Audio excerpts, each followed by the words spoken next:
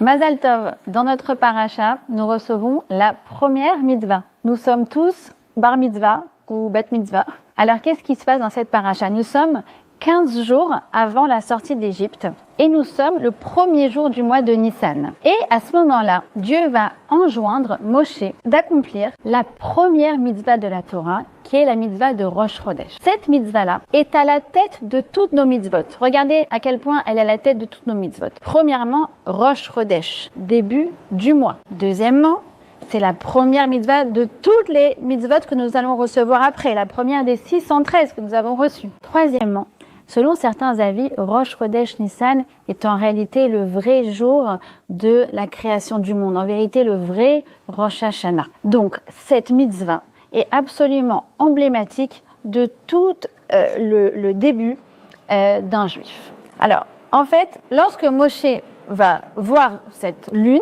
eh bien, il va être un petit peu étonné puisque Dieu va lui dire « C'est dans cet état-là, lorsqu'elle est toute petite, que tu vas, la sanctifier. » Mais Moshe est étonné, il est un petit peu mal à l'aise. On préfère sanctifier quelque chose de grand.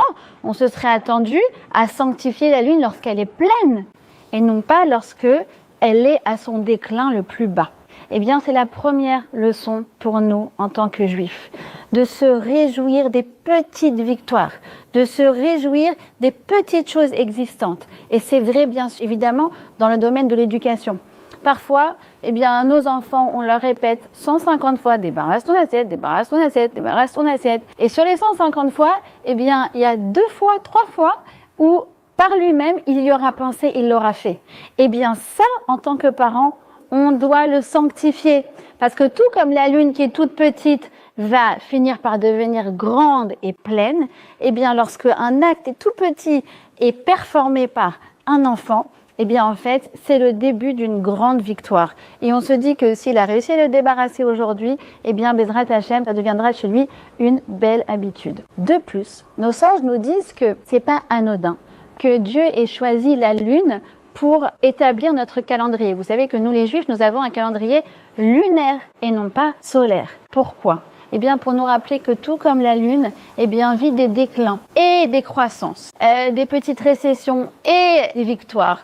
Eh bien, de la même façon, le peuple juif est à l'image de la lune. Nous ne sommes pas constants. Nous avons des hauts et des bas. Il serait utopique de croire que nous sommes toujours constants. Et Hachem n'attend pas de nous que nous soyons toujours constants. Il sait très bien que nous avons des hauts et des bas. Alors, qu'est-ce qui se passe quand on a des hauts et des bas? Eh bien, lorsqu'on est en haut, comme je vous ai dit, on doit se réjouir et se satisfaire de ce qu'on arrive à faire. Et lorsqu'on est en bas, eh bien, se dire, là, je suis pas au top. Le couple, on n'est pas dans une bonne période en ce moment. En ce moment, le travail, ça marche pas trop. Ne pas être dans le déni et se dire, je vais me donner les moyens de remonter la pente. Donc, en fait, cette mitzvah-là, qui est la première de la Torah, est celle qui nous donne le plus d'espoir.